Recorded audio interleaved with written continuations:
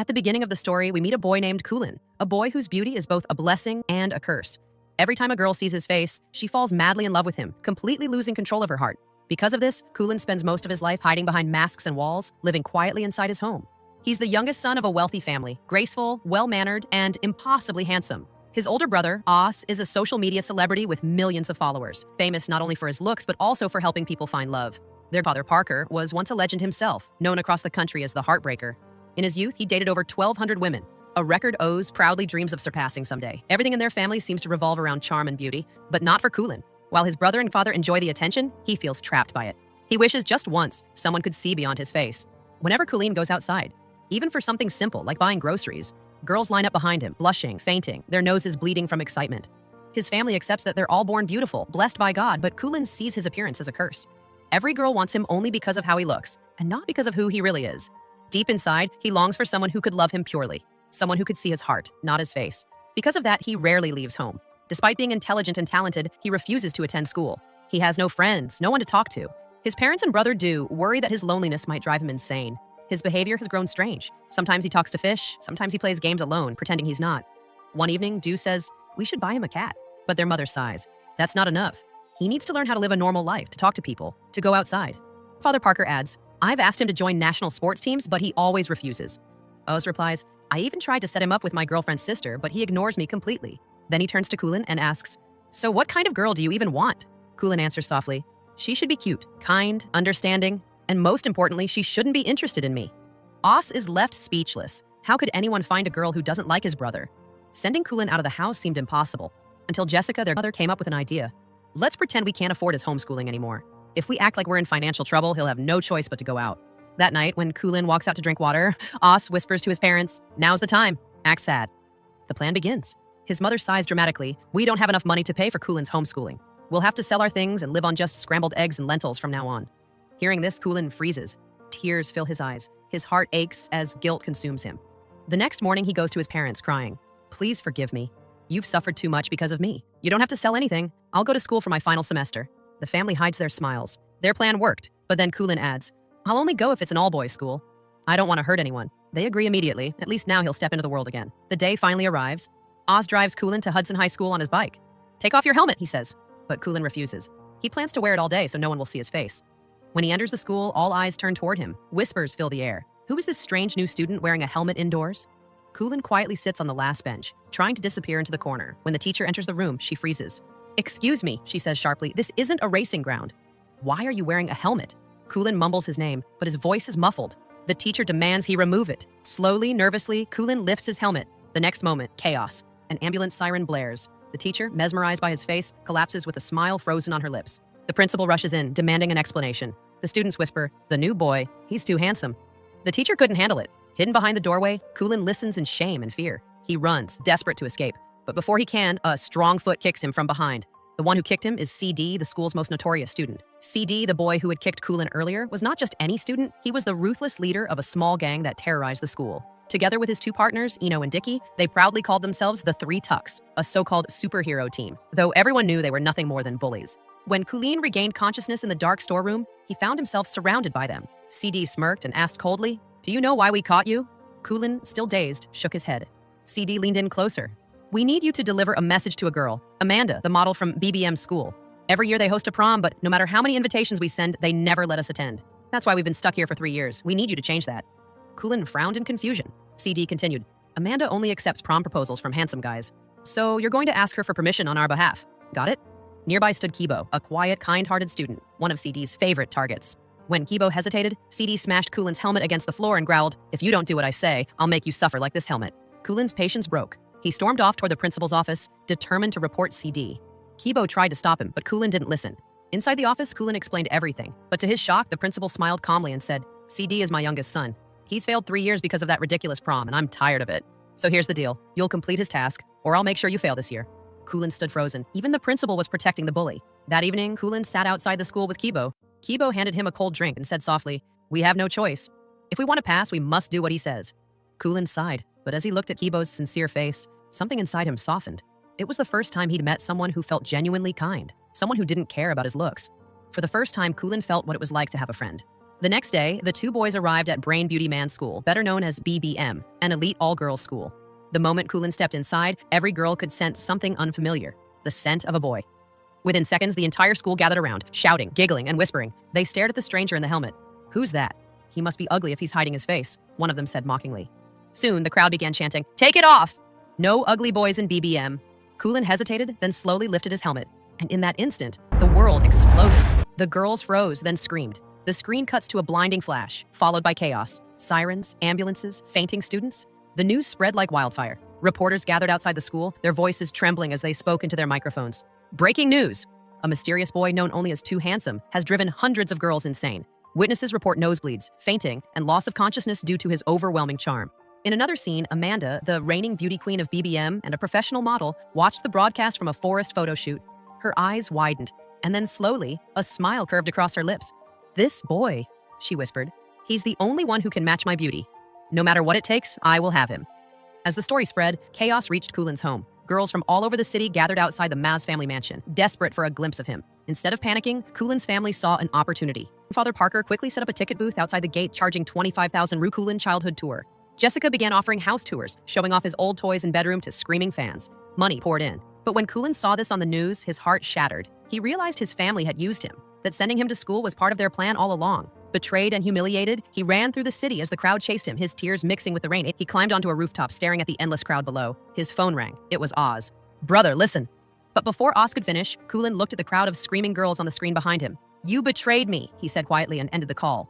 Standing on the edge, lost and broken, Kulin closed his eyes and prepared to jump. But then, a calm voice called out behind him. "If you want to die, die, but don't die in front of me." Kulin turned. Standing there was a girl, Rari. Her eyes met his, and nothing happened. No shock, no blushing, no nosebleed. She looked at him like he was just another person. For the first time in his life, someone was immune to his beauty. Kulin stared in disbelief. "Don't you feel anything when you look at me?" he asked quietly. Rari frowned. "What are you talking about?" she muttered and walked away. Kulin's heart raced. He had never felt this before. This strange, quiet pain, this warmth. For the first time, he was falling in love. But Rari felt nothing. Later, Kulin visited Kibo's house, where Kibo's grandmother told him a story from her own youth. A story about love that wasn't based on beauty at all, but on kindness, trust, and pain. And as she spoke, Kulin began to realize that perhaps his curse wasn't meant to destroy him, but to teach him what real love truly means. For the first time in a long while, Kulin feels peace. The next day, Kulin and Kibo head to BBM school together. They meet Amanda and hand her the proposal file that CD had given them. Amanda pretends to be unimpressed by Kulin's appearance, but as he turns to leave, her nose suddenly begins to bleed. She quickly hides her face, realizing she has fallen under his spell too. Among the crowd of girls, Kulin spots Rari, the girl who once saved his life, the only girl who never fell for his charm. But before he can approach her, the other students surround her, and he loses sight of her once again. Days pass, and Kulin and Kibo grow closer. They spend hours talking, laughing, and helping each other through school life. One afternoon, Kibo invites Kulin to join him at a small local shop, explaining that there's a girl he likes who works there. When they arrive, Kulin's heart stops. The girl is Rari. Kibo excitedly introduces them, unaware of the storm inside Kulin. Every day, the three of them spend time together, eating dinner, walking home, sharing stories. Slowly, Kulin's jealousy begins to grow. At night, he lies awake, staring at the ceiling, his heart aching. In desperation, he turns to the only person he knows who understands love, his brother Oz. Kulin sets up a meeting with him through a dating website, not telling him who he is. The next day, they meet at a restaurant. When Oz realizes it's his brother, tears fill his eyes. "Finally," he laughs, "you came to me for love advice." Their parents soon join them, and Kulin forgives them, saying softly, "If you hadn't sent me to school, I would never have met her." The next morning, while shopping with his family, Oz gives him endless love tips: how to talk, how to smile, how to win her heart. Kulin listens quietly, but his mind is already filled with Rari's image. He starts to believe that if he can somehow get Kibo away from Rari, maybe he can have her for himself. A few days later, Amanda arrives at their school. The entire campus goes wild. Every boy is enchanted by her. But she walks straight to Kulin, smiling mysteriously, and invites him to her birthday party. As a gift, she hands him a brand new iPhone. That night, Kulin, Kibo, and Rari arrive together at the party, held in a luxurious club. The music is loud, the lights shimmer. Kulin tries to talk to Rari, but she pays him no attention. She's laughing and singing with Kibo, and every smile she gives him feels like a knife to Kulin's chest. Later, when Kibo steps away, Kulin gathers his courage. "Rari?" he asks softly. "Do you like Kibo?" Rari's eyes widen, but she quickly denies it. Then Kulin says, "Because Kibo likes Amanda." The smile on her face fades. Her silence says everything. She truly loves Kibo. Kulin walks away, his heart breaking. That night, he forms a plan. He calls Amanda and asks her for a favor. Amanda agrees. The next evening, Amanda's grand birthday party begins. The hall glows with lights, cameras, and music. Kulin and Kibo arrive together. Amanda greets them warmly, and following Kulin's plan, she begins flirting with Kibo, laughing, touching his hand, leading him away from the crowd. A few moments later, Rara enters the hall. She looks around, searching for her friends, and freezes. Across the room, Amanda and Kibo are kissing. Her eyes fill with tears. Without a word, she runs out into the night. Kulin follows her, calling her name. He finds her standing outside, trembling. "I thought Kibo was different," she says bitterly. "He didn't care about beauty, but in the end, all boys are the same." Kulin's voice shakes. "I'm not like that, Rere. I love you, truly." But Rere looks at him with sadness. "I never saw you as more than a friend," she whispers and walks away. Kulin stands there, shattered. He had betrayed his friend for love and lost both. Moments later, chaos erupts at the party. CD, who had also come, sees Amanda and Kibo together. His face darkens with rage. In the parking lot, he corners Kibo and begins to beat him mercilessly. Kulin watches from afar, paralyzed by fear. He wants to help, but his body won't move. After CD leaves, Kulin runs to Kibo, lifting his bruised body and taking him home. Kibo's grandmother gently treats his wounds, her eyes full of worry. Despite his pain, Kibo smiles weakly and hands Kulin a small card, one from his childhood collection that Kulin had always wanted. Kulin looks at it in disbelief. "You kept this?" Kibo nods softly. "You're my best friend." Tears fill Kulin's eyes. The guilt is unbearable. He tells Kibo the truth. Everything about the plan, the lies, and his betrayal. Kibo's face hardens. "If you had told me earlier that you loved Rere, I would have stepped aside, but you lied to me. You used me. That was my mistake, trusting you." He turns away. "Don't ever show me your face again." Kulin tries to speak, but Kibo yells, "Get out!"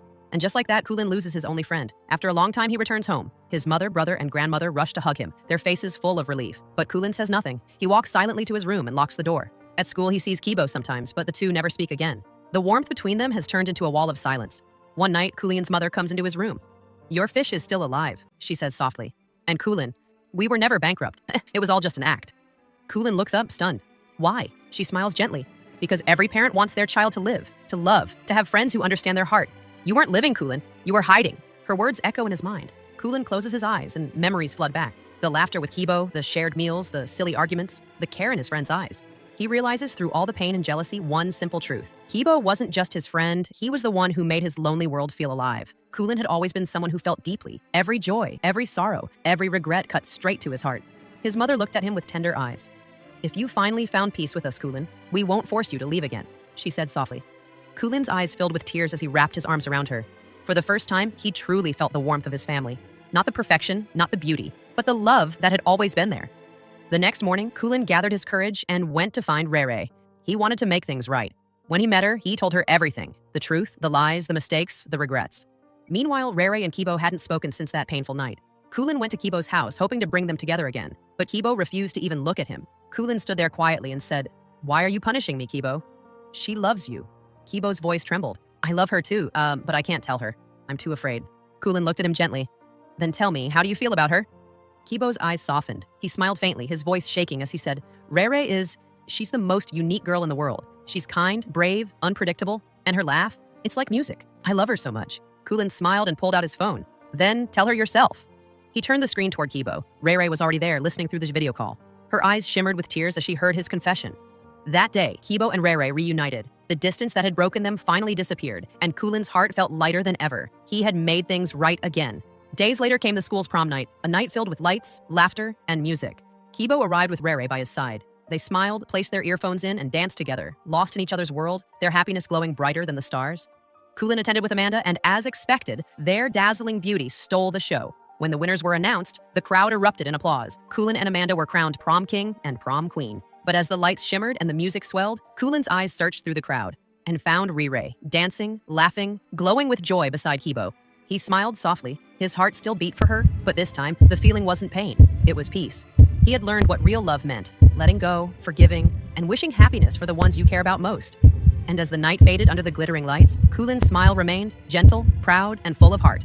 And that's how the story ends. So tell me, which character do you think was right for Rere, Kulin, or Kibo? Share your thoughts in the comments. Don't forget to like, subscribe, and turn on the bell for more emotional K-drama recaps. Thank you for watching. This is K-Drama Recap World.